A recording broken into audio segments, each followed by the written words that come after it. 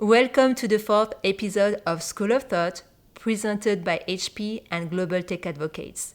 This session brings together industry leaders to discuss EdTech as the phoenix in the digital learning age. And now, your moderator for the series, founder of Global Tech Advocates, Russ Shaw.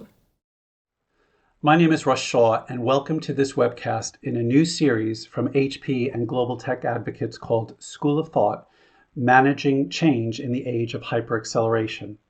I'm the founder of Global Tech Advocates, an international grassroots tech community representing networks of entrepreneurs, investors, experts, and tech leaders from more than 20 tech hubs and regions around the world. Global Tech Advocates has partnered with HP, one of the world's most respected and influential technology companies, to enable peer-to-peer learning across an international community of IT leaders. And over the last few months, Global Tech Advocates and HP have conducted a series of interviews with both large and mid-sized companies across multiple sectors and multiple geographies. We've spoken to CTOs, CIOs, and tech leaders who are on the front line of dramatic change and disruption caused by the global health pandemic. And the common theme that has emerged from all of these discussions has been around the hyperacceleration of digital transformation. As one global business told us, digital transformation that would usually take 5 years has been completed in 2 weeks. Now, through this webcast series, we want to share insights from IT leaders about this age of acceleration, looking at the trends that are affecting all of us and looking at the sectors that are experiencing some of the most dramatic changes. This webcast will focus on EdTech as the phoenix in the digital learning age. Now, throughout the pandemic, education has been the source of widespread disruption and controversy and change. And young people, parents, and teachers have had to adapt to remote learning overnight, and government advice worldwide has been far from consistent. However, we've seen rapid innovation and many education providers and academic institutions adopting and implementing digital learning solutions quickly and at scale. Technology has allowed students to continue learning throughout the pandemic, and EdTech has really emerged as a defining success story of 2020, with estimates valuing the EdTech market at over $200 billion in the US and £4 billion in the UK. But questions remain. Will digital learning become the norm after the pandemic? Are schools and universities really equipped to deliver comprehensive digital learning services? And is there a resistance to technology from teaching staff? So to address these questions and to talk about the rise of EdTech, I'm delighted to introduce a fantastic panel of experts and IT leaders. Sherry Kutu is a serial entrepreneur and an investor connecting young people to career opportunities through Founders for Schools, WorkFinder, and Maths for Girls. And she's been described by Wired magazine as one of the UK's leading performers in tech. Andrea Burrs is the UK Managing Director of Online Education Services, providing end-to-end solutions for online learning. And I'm also delighted to introduce Bill Avey, the Global Head of HP Education. And Bill is also our HP host for this webcast. So Bill, welcome. Great to have you here. Would you just tell us a little bit more about your role at HP? Absolutely. Thanks, Russ. So my name is Bill Avey. I'm the Global Head and General Manager for HP Education.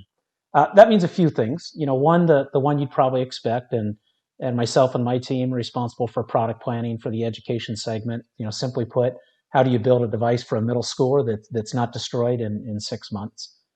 Combined with running the business day to day. So we're working with schools around the world right now as they work to try and quickly bridge the digital divide and figure out which devices they're going to deploy and how they're going to go get that connected. And so, that's what we do each and every day. But we also work very, very closely with NGOs around the world to help develop strategies for K through 12 mature and developed, K through 12 emerging, and higher ed on how they can bring EdTech into the portfolio to really kind of close the digital divide, or as the title of this webinar, become the phoenix that allows us to kind of rise again. And so that's something that we've been doing ongoing. Clearly now, as part of the pandemic, that's something that we're doing now on steroids. to make sure that we're not just out there selling devices, but working very closely with education professionals and NGOs on the pedagogy around the shift in education from a pure classroom environment to a blended environment where schools and teachers and students will sometimes be together, sometimes be apart, and sometimes be a mixture of the two. That's great. And maybe just following on and just kind of doing a little bit more scene setting from you. What are some of the HP services that have been most in demand, and what have you seen from your customers during the past few months during the pandemic? Yeah. So about 2 to 3 months in, so 3 months ago, we started to see significant increases in demand from the education segment as educators started to wrap their heads around the scale of the problem and figure out the gap that they had from a digital divide perspective. And so certainly we've seen a significant increase in demand for especially notebook devices.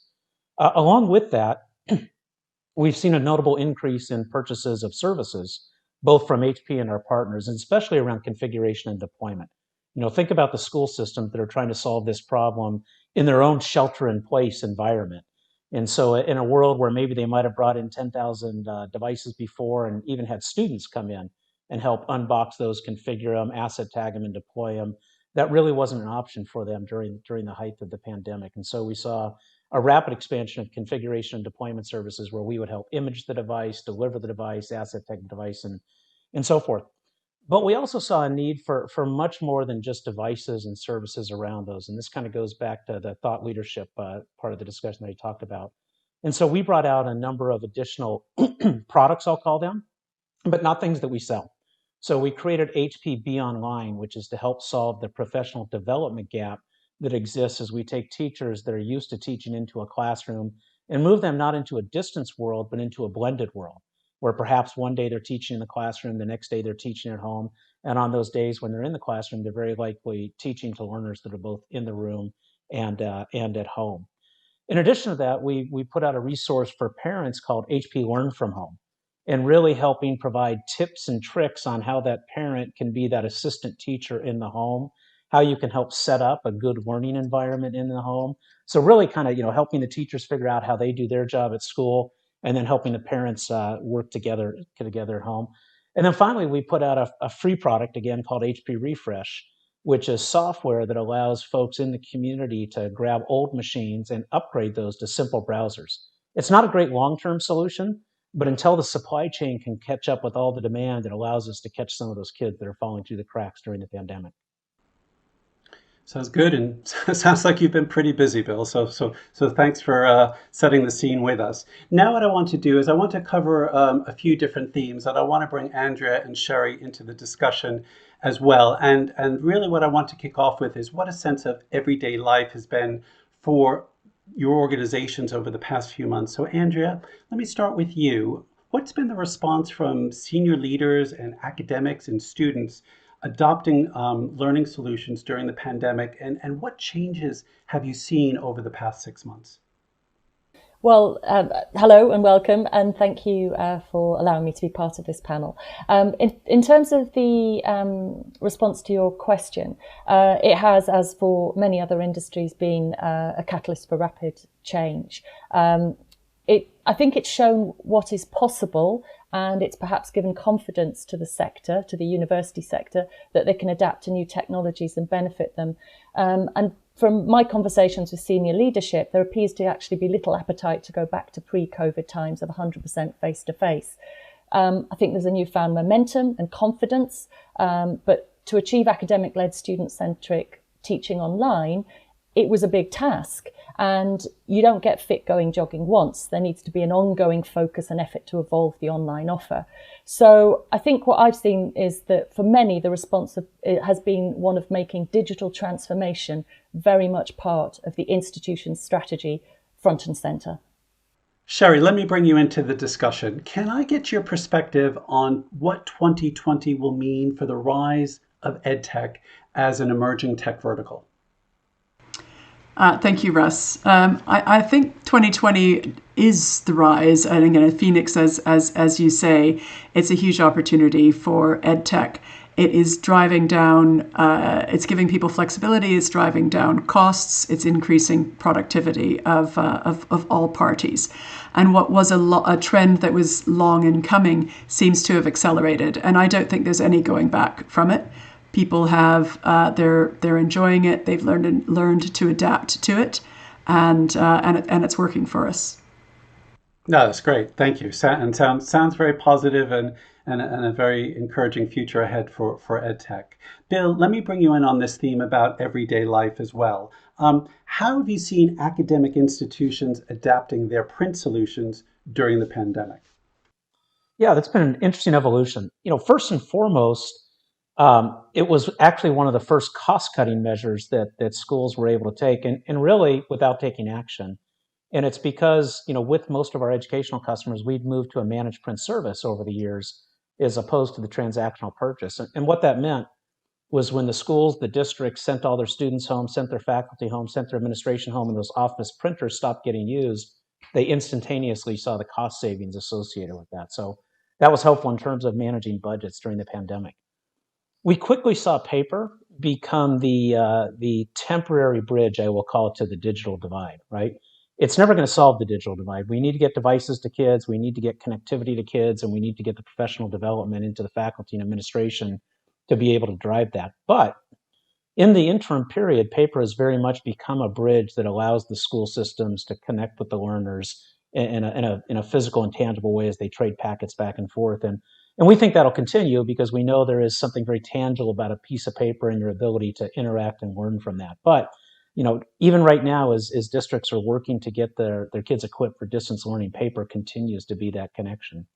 And then finally, just from a learner and home perspective, instant ink.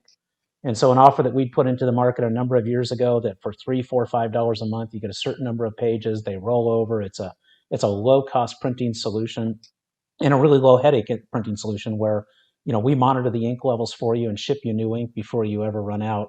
Has become very, very helpful as schools are distributing these packets for print at home and things like that. So I think it's a combination of managed print services within the schools, allowing schools to manage their cost structure, and then the ability to interact with their students via paper-based processes. And then finally, instant ink being that final link in the chain to make sure those kids can print at home. And that's something that can be funded by the home, or it's something that can be funded by the school if they make that the way that they maintain a connection with their children.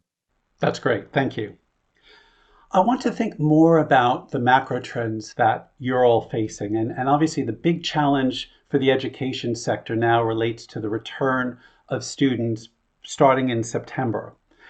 So Sherry, let me come back and throw a couple of questions your way. One is, do you think academic institutions are ready for the return to students coming back in September?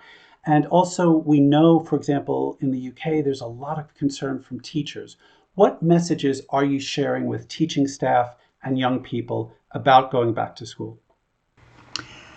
I don't think educational institutions are feeling really that confident at the moment. There's a lot of change, and I think they feel like they're shifting sands underneath their feet. If I think about some of the messages that we're putting out from Founders for Schools and from WorkFinder, and also from Digital Boost, it's as follows. So Founders for Schools unleashes encumbrances historically, because it used to be that we would send real live people into the classes to talk about the jobs of tomorrow. Now we beam them in using Zoom or Teams or Meets, and their available inventory of role models that they can draw upon to talk about the future has, it's gone up to an infinite number. And that's a great thing. If I think about WorkFinder and work experience, the remote delivery of work experience, at first we were all really worried that oh my God, nobody's going to get that work experience. We know it to be the best source of attainment and aspiration for young people. But remote work experience works brilliantly. And what we've seen at WorkFinder is the introduction of projects for scale-ups and startups, so we can rotate the students around from literally a company in Singapore to a company in Michigan to a company in Seattle, because there are employers who have projects that need to get done, and they use the templates that we've sent up, you can use, again, we use machine learning to recommend and to nudge people through these experiences far more effectively than before. And if I think about the training courses that we have available for teachers around digital technologies, they take it when they want, how they want. In the olden days, they used to feel that they had to leave the classroom and take a couple of days off for training. Now they take training conveniently when they want and how they want, and you're seeing a big increase in that. And that, again, that improves the lives of the learners, in this case, the learners being the teachers. So I think it's really helped. It's given enormous flexibility to everyone. It still feels uncomfortable to a lot of people, and so the mentoring is really important. We've introduced with Digital Boost one-to-one mentoring from those in the digital world to literally hold the hands of people in a one-on-one sense so they get used to the technology.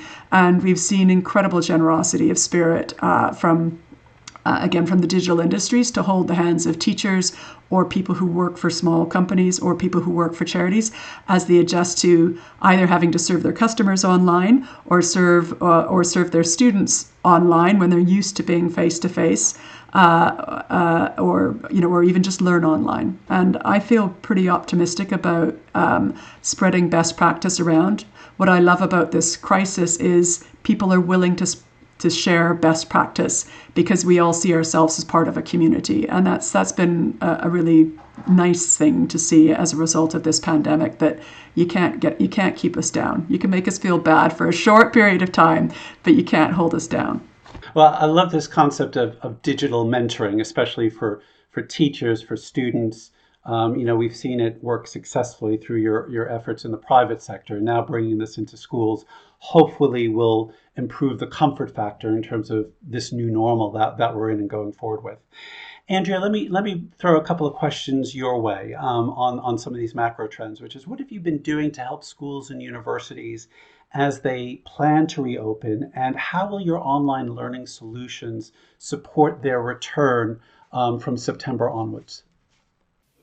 I think we've seen a number of different sort of approaches to how senior leadership in universities are going to tackle the September return. Some of them have thought about pushback start dates, some of them have thought about hybrid, some 100% online with a transition to perhaps campus at some point in the future.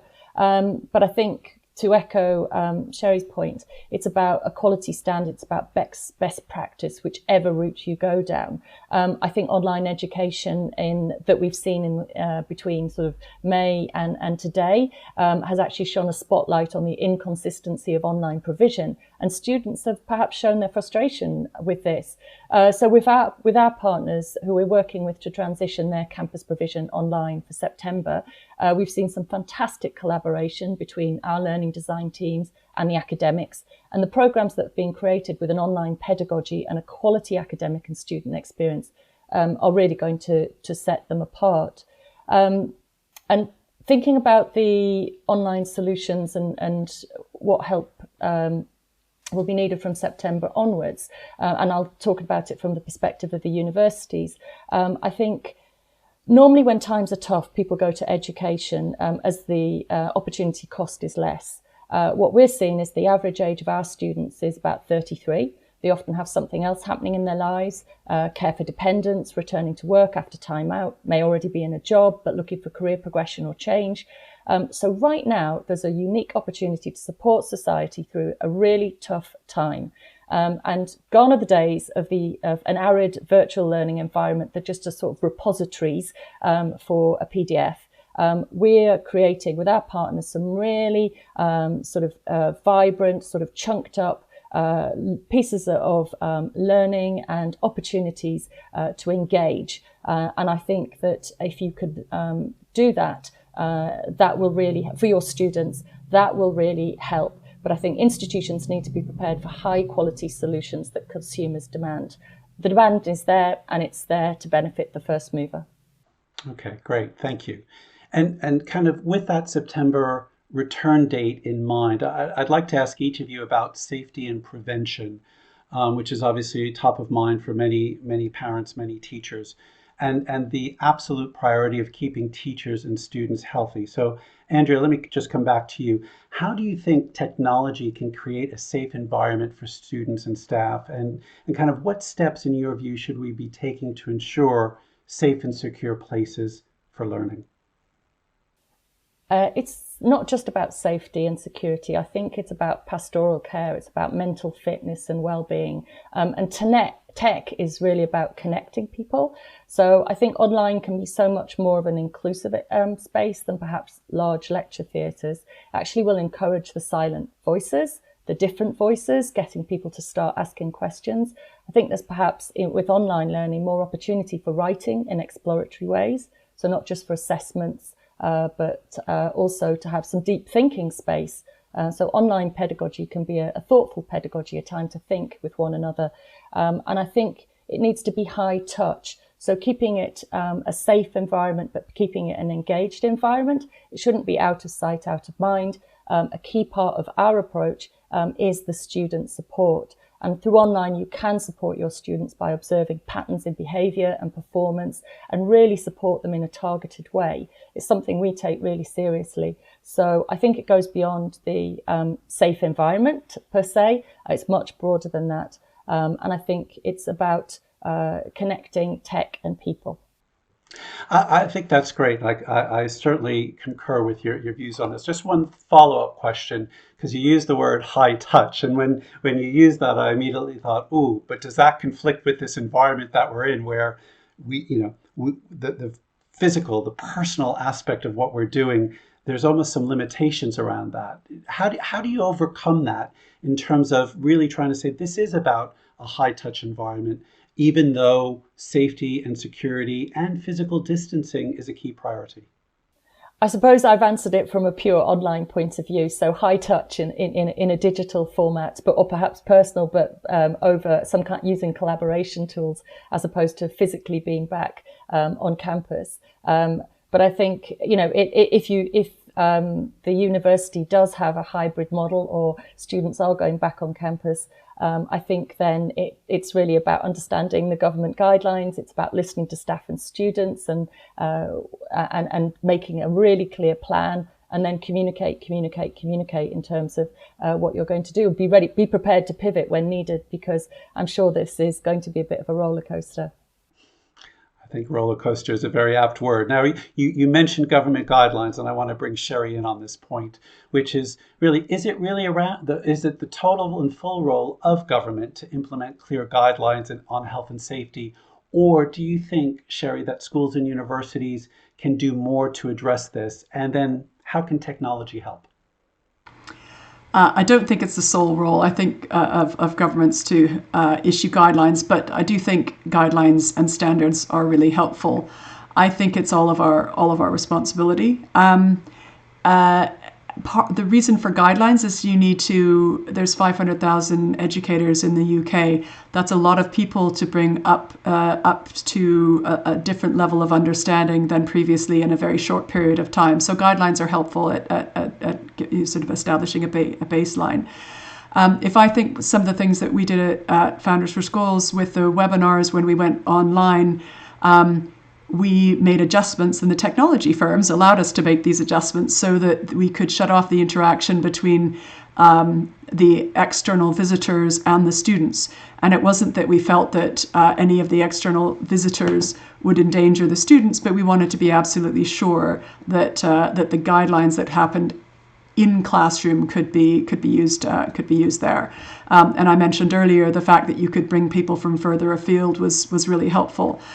But what I think the role of technology can allow us to do is you can flip the classroom. You can see it if you're remotely. You can see when a student is struggling. And so it gives you extra eyes and ears that you wouldn't usually have as an educator. And I think having a super coach, as it were, on the shoulder of an educator, letting them know when you see certain patterns that these things are occurring, that's really helpful. So I think you can use AI and some of these dare I even mention the word algorithms at the moment for good. I would like to bring up ethics. I think that we should, as technology companies, all make sure that we have ethics committees and make sure that we absolutely examine the inadvertent bias that could happen. And maybe that hasn't happened as much, but I think it's really critical for any tech company that is providing these services. We use inadvertent bias at Founders for Schools if an educator has chosen all male role models. For instance, we let them know that they have chosen all male role models and ask them if perhaps they wanted to substitute somebody else who appears to have the same skill set but having a different gender for that, so that it's more biased. So that's for me that's a case of helping technology and technologists helping overcome inadvertent bias that is always, pretty much always inadvertent. But you can just sort of say, hey, are you sure about doing that? It usually happens for us around International Women's Day, and we start getting alerts. It's like, well, you haven't invited any men into the classrooms. It's like, yes, I know, but it's International Women's Day, and we've got that coming up in October 13th for Ada Lovelace Day, when we're trying to feature female role models. So I think a lot more good can happen, but we should be vigilant. Technology sometimes can be used for ill, but you can set up. When it's being used for ill, you can spot those patterns and you can create exception reports. And it's a lot easier if you know that this might be there. You can just say, whoop, this might be happening, and then you can stop it really quickly. That's great. Very helpful and very appropriate comments about the importance of ethics for all organizations. So thank you for that. Let me move on to the next theme, which is around employee engagement, which, in terms of considering employee well-being, along with diversity and inclusion. And Sherry, I think that picks up on some of your points about biases. Charities have reported that young people have been disproportionately impacted with stress and anxiety during the pandemic, which is, frankly, no surprise. They're facing concerns around career opportunities, uncertainty around university placements and results. And then what we're also seeing at the same time is businesses are starting to lay off staff, they're cutting costs, which certainly makes any progress with respect to diversity and inclusion that much more challenging. So Andrea, let me come to you, and I know you also mentioned earlier about the importance of pastoral care. How are you addressing diversity and inclusion amidst the pandemic? And how are you managing employee well-being within your own team at Online Education Services? I think there's probably two parts to this. So one is about actually working with our partners in terms of diversity and inclusion. So this is looking at the universities and about the programs that they're delivering. And if we look at the stats, we know that today the most advantaged areas of England are more than 6 times as likely as their less advantaged peers to go to selective institutions. Top universities have been asked to halve the gaps in the next 5 years. So what we think is that the old structured ways that work for small and relatively sort of homogenous group of people in terms of learning are failing. They need a much more diverse audience. And so I think actually online education speaks to this. I mentioned earlier about the sort of average age of our students are 33. With online education, what you get is a flexibility to learn at a time that suits you. You get an individual tutor that can support you through your journey. You would get support in terms of around employability and the connections with industry. And these are things that perhaps you wouldn't get in a more traditional campus-based approach. We know that by 2030, there's going to be a global shortage of skilled talent, and that's projected to result in about an $8.5 trillion loss in foregone annual revenues. And then you've got over 50% of 1 billion global knowledge workers are projected to need upskilling or retraining to avoid being pushed into sort of an under or unemployed status. So we need to think about the sorts of programs that the universities are having on offer and inviting students to join to make sure that they are vocational, that they are attracting a more diverse and inclusive cohort of students. And as I said, I think online education allows people to do that. That's great. And I think that's a nice segue into what I'd like to speak to Sherry about. And Sherry, I know you are a passionate campaigner for access to digital skills and tech jobs for young people through the great work that you've done over many years. Are you concerned about the future of diversity and inclusion in tech as a result of this changing and evolving employment landscape?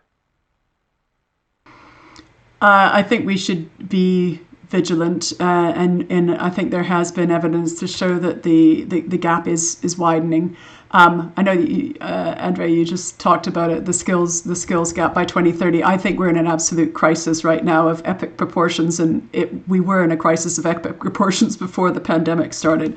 And the Gini the coefficient between haves and haves not, and those from disadvantaged backgrounds has increased rather than decreased. I've been really encouraged by a number of the providers like LinkedIn and Coursera and even Pearson Education, which is one of the companies that I'm on the board of, to make what previously were for-profit courses available for fees for free to people in order to rebuild our communities post the pandemic. And I think that's huge. I think that there's been a lot of really great work going on in our communities about mapping what are the 21st century skills. And if you wanted a vocation that looked like this, what's the ideal set of flexible, stackable micro-credentials that you would have? I'm not sure that I would, and I don't want to be provocative here, I'm not sure if I would look to the universities for the answer. I would look to the new entrants that have risen to this and made it really simple for people to reskill and to upskill themselves, be they a teacher, be they a student, because I think the gap is so large that just looking to the incumbents to reinvent themselves isn't going to fill the gap. I absolutely hope and aspire that every single university would adjust themselves so that they can fulfill the lifelong needs of their students throughout their lives. And I think again, if you look at the Global Learning Survey that we put out earlier this year at Pearson, there was quite a lot of discontent about the offerings that the current incumbents in general were offering. And there's many things that they can do. But even if they did all of that, it wouldn't be enough. We did a survey last year with the Royal Society around data science and saw that there is 8,356% increase in demand for data scientists. What are you going to do? 100x? I mean, you need new solutions for problems of this gargantuan nature and the ructions that are happening in society at the moment. And thank goodness we have a fabulous, inventive society filled with entrepreneurs and intrapreneurs that can rise to this challenge. And the people who will win will be the learners. And thank goodness for that, because we can't lose a generation. And if we were not to act, and if we were depend on incumbents who maybe don't have the incentives, or depend on governments who probably don't have the money, we would be facing a travesty. But I don't feel that we are going to face that travesty because of the inventiveness of us to protect our communities. Let me just do a quick follow-up, and then I'd like to bring Bill in on this point as well. You talked about new entrants. Can you give us a little bit more context about who are they? What are they? Is there an example of a new entrant that you would say, this is what I mean when I talk about a new entrant versus the incumbents? Well, an incumbent may be a traditional university. You could think about them. You could be, and what's interesting, well, you look at LinkedIn Learning, you look at Coursera with 60 million users. I think they've had a 50x increase. At Pearson, you could think of us as an incumbent, but some of our maths programs that we've made available have had incredible use increases. At schools level, you see some of the, again, flipping classrooms. You see some really amazing innovation at that level as well. In the UK, you've got Oak, which is an online educational sort of establishment, which was set up pretty much overnight to help students learn the new curriculum and to support educators with their learners because they were having issues adjusting to it. So Coursera, LinkedIn, Pearson Learning, Future Learn, Udacity, there's a whole lot of really interesting new entrants that have new business models that drive down the costs and reduce the friction. And they also bring skills from the commercial FMCG world, and they make technology as easy as it is for shopping on Amazon, and just learning with one click. And historically, before, innovation was quite a lot slower in education, but that's not the case anymore, which was great to see it finally happening in education. It's a long time in coming. I've been wanting it for decades, but it's actually here, which is fantastic. Fantastic. Thank you. Bill, let me bring you in on this point. How is HP managing employee well-being and considering diversity and inclusion during the pandemic? Yeah, great question. Let me break it into a couple parts, Russ. So first, from a well-being perspective, from the very early days of the pandemic, and really for us, it started as an epidemic because, right, as a global company, we felt this spread around the world. And, we kind of had three priorities in order. Number one was safety. Number two is well-being, and number three is productivity.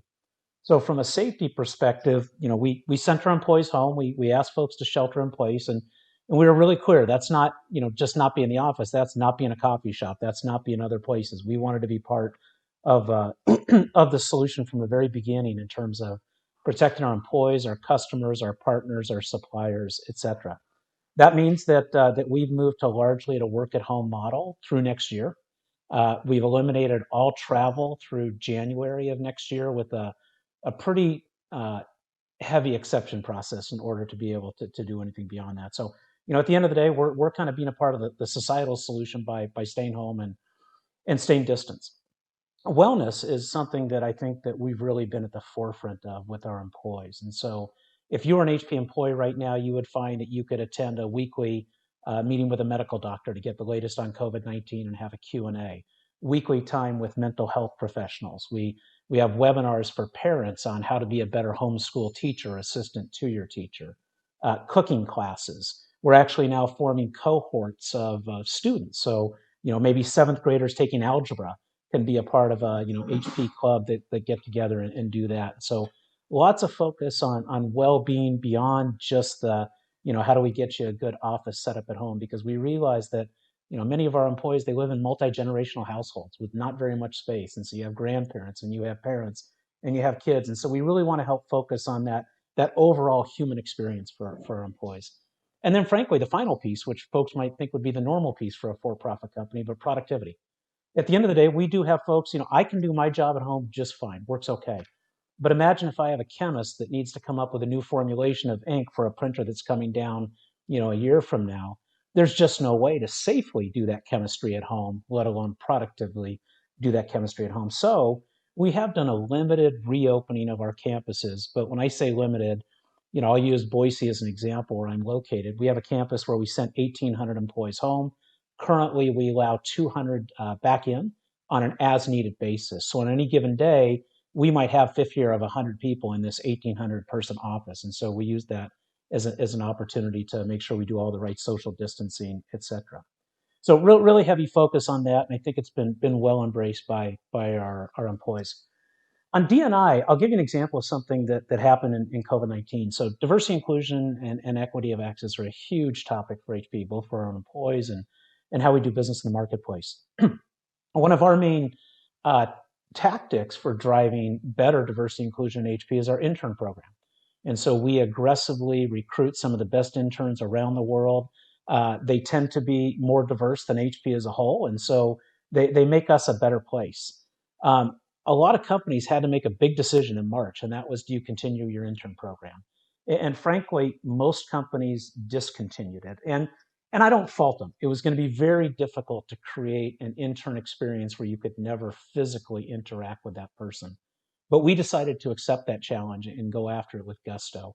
And I can tell you, our interns had a fabulous summer. Our folks that put the program together really adapted it for online to make sure we did business meetings and things like that, but also lots of trivia games using apps like Kahoot and things like that. Or, I'd open the door and there was a delivery of food because I was joining a party with the interns. And to give you an idea of how far we took it, normally we relocate the interns from their university to our campus. Well, we clearly weren't going to do that. We asked them to stay home. But we also knew that they might have already taken on some expense associated with the summer planning. So we paid relocation for interns that we asked not to relocate. And so I think they had a fabulous summer, and we've gotten really, really good feedback. But we took it a step further and doubled down. And, to Sherry and Andrea's points earlier, folks right now are trying to do good. And so we created something called HP Summer Scholars, which we'd never done an unpaid internship before. We felt like if somebody was going to work for HP, should get paid for working for HP. But we also realized that with all these other companies canceling their internships, you had a lot of college juniors or MBA first years where they get this one window to give you an intern. And we know the academic research tells us it impacts their livelihoods for the next 50, 60 years, right? A quality internship experience on average will do great things for you. And so a lot of those students saw that opportunity evaporate. And so the HP team quickly came together, created HP Summer Scholars. We worked with some of our partner universities, brought in 1,800 students that we assigned into groups of 4 to 5 learners each, along with an HP executive coach, and actually created a summer experience for them that does a couple things. One, it got them a great experience interacting with other students and with HP executives. Two, we got a window into some amazing talent. I can tell you that we're going to be hiring some people out of the HP Summer Scholars. And three, it wasn't a lost summer, right? So for those 1,800 students, they now have a great brand name on their resume and a great experience that they can talk about. And again, going back to the academic research, we know the importance of that internship, especially the summer before the senior year and the summer before the second year of graduate school. So that's where we've been focused, and we will continue to figure out how to pivot the things we do in diversity and inclusion online. And so, right now we're making big investments in things like our BIMs, or what other folks call it, employee resource groups, to be able to pivot online. So that's what we're doing at HP, and we'll continue to try and stay on the bleeding edge of this one. That's great. Thank you. Sounds very comprehensive, touching on all aspects of well-being and diversity and inclusion. So thanks for that, Bill. Let me move on to the last topic, if you will, which is around solutions and recommendations. And so I'd like to kind of come towards the close of this webcast to provide some practical advice to the IT leaders who are watching and listening to this webcast. So Andrea, let me start with you. What advice would you give to academic institutions that are considering digital learning capabilities for the remainder of the year? Okay, well, I agree with Sherry that there is a lot of different competition, and it's not just from the universities. OES, Online Education Services, is part of SEEK, listed on the Australian Stock Exchange. They actually also, as part of the portfolio, they own 50% of FutureLearn, and they made an investment in Coursera. So our business and our partner companies are very much focused on what are trying to bring, transform people's lives through great online education. So I think if I was giving some advice to the academic institutions, and I would say, look, the UK higher education sector is facing an 11 billion loss due to COVID, and some are actually identified at risk of insolvency. So what I would do is I would think big, start small, and act quickly, and create the best online experience you can. Make it academic-led and student-centric, and define the university value proposition. Know what makes you distinctive as a university, and align your online strategy to the university mission. I think there's an opportunity lost by not moving quickly. And I think that the attributes that students judged a university on in a face-to-face campus context are not the same attributes that need to index high and appeal to an online audience. So I definitely think about thinking about the employability, think about the flexibility, and if you don't have the skills and resource internally, then build your capabilities by partnering with somebody that can support you on the learning design and development. That's excellent. Thank you. Sherry, what advice would you give to young people thinking about their career opportunities as they emerge from the education system? Well, the advice I would give them when they're even choosing an academic institution is to make sure that academic institution makes sure that you get work experience, not just in the third year, but in every year. And that they have embraced the digital technologies and platforms that are available to them to embrace in order to do that. We know that supplementing academic work in the classroom or via Zoom with actually doing real projects, even though they're remotely delivered with real companies and real people, is super important. And one of the things that I also think for students is grasp the leadership. If I think about at WorkFinder, we might place a third-year physics student, but we're going to ask the employer whether or not they mind if we put somebody from the BAME community who's 17 and from a disadvantaged background onto that project. So project teams of 4 or 5, again, we use our algorithms to make sure that the team is balanced, and that gives the students themselves, maybe they're in their third year, but that gives them a great opportunity to lead younger students, and you mix that up, and so you've got a little bit of vocational, but you learn by doing. And by the way, the company that employs this team for their scholarly journey benefits enormously. I think it's the best growth hack that there is. But you must get work experience, and you must choose your organizations by those that provide it and to build it into the curriculum. And I'd make sure that you don't just choose a university that provides work experience at large companies, because 95% of the jobs in our world come from small and medium-sized companies and scale-ups and startups. And your learning experience is going to be much greater if you've got a wide variety. Our curriculum that we're delivering for students makes sure that they have a large one, followed by a small one, followed by hardware, followed by software. There's an absolute taxonomy of experiences that everybody should be following and that we should be thinking about, because it's entirely possible, particularly when you relieve the geographical encumbrances that we historically were facing. That's great. Very helpful. Now, we're coming up to the close of the webcast, and I'd like to bring Bill back to the conversation. And Bill, it would be great to get your perspectives on what you've heard during the course of the webcast, and maybe share with our viewers some concluding comments on this whole theme around EdTech. Yeah, thanks, Russ. So as we kind of look forward, not a shock, we anticipate this will be a really bumpy ride. We see a lot of schools right now doing what I'll call panic buying, and it's out of necessity, as they try and figure out how to get a device into everybody's hands and figure out how to get a connection. But we know not all those devices that were bought via panic buying will be sufficient. We'll have learners with special needs. We'll have a variety of reasons that folks will need to come back. But I'll tell you, I'm kind of an optimist. I'll resonate off some words Sherry said earlier. Right now, we have a global recession that hit us overnight, which means operating budgets are down. They just are. Now, they're somewhat offset in the near term with stimulus funding that's coming in around the world, but that's kind of a one-time shot in the arm. Challenges are up, no question. But the flip side is innovation is up. We're already seeing people come up with some really cool ideas on, how do we maybe, create teacher studios, whether it's from home for them or in the classroom, where they can create sort of a hybrid experience. And then finally, collaboration is up. I'm on calls all the time with folks that in another world might not be on the phone with, or might even be competitors with, and figuring out, how do we go solve this problem? And again, examples like HP Refresh, where it's free. It's nothing that we're even selling. And then finally, I think there's going to be some real lemonade that comes out of this. And let me give you a really simple one. Snow days are gone, and I know that doesn't sound like a big deal, but think about a snow day. First off, as an administrator, it's a horrible thing to have to deal with. You have to wake up at 2 a.m. to make a decision by 3 a.m., and then half the time you get it wrong, right? You either get to daylight and you called school off and there's no snow, or you get to daylight and you kept school on and there's 2 feet on the ground. Snow days are gone, and if you start to do the math around the world on how many instructional days will get returned or not have to get added back to the end of the school year, I got to tell you, that's actually material. And I get it, in a pandemic, it feels like a drop in the bucket.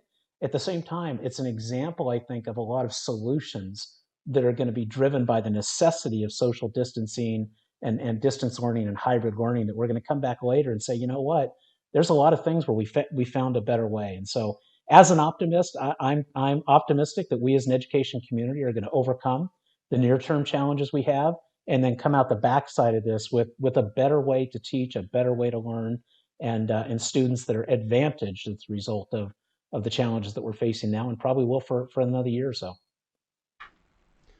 That's great, Bill. Thank you for that. And thank you for being the HP host for this webcast. And I will certainly remember Snow Days Are Gone as one of the legacies coming out of our discussion. So thank you for that. And speaking of collaboration, on behalf of HP and Global Tech Advocates, my thanks to all of our speakers. And thank you to everyone for watching us on this webcast as part of the School of Thought Managing Change in the Age of Hyperacceleration series brought to you by HP and Global Tech Advocates. Now, right after this webcast and this portion of the webcast, we will have a follow-on Q&A session with each of our speakers with questions provided by the Global Tech Advocates community. And the conversation doesn't finish here. We will email everyone who's registered for this particular webcast to invite you to be part of our new Global Tech Advocates and HP community. And we've also created a GTA and HP LinkedIn group. You'll be invited to join that too so that we can continue these discussions and conversations. So with that, my thanks to all of you for watching and for being part of this, and look forward to seeing you on our next webcast.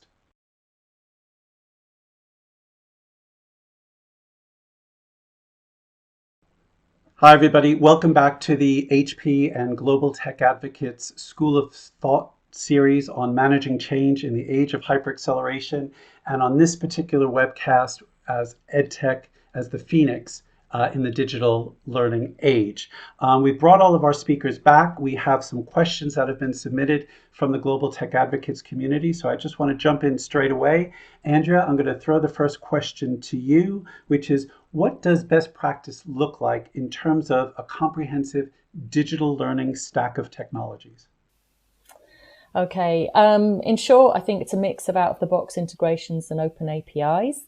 I think that sort of the key elements to it would be your CRM with marketing automation, I think content management system, and a virtual learning environment. The pieces that I would really put some strong focus on would be collaboration tools and online assessments and analytics.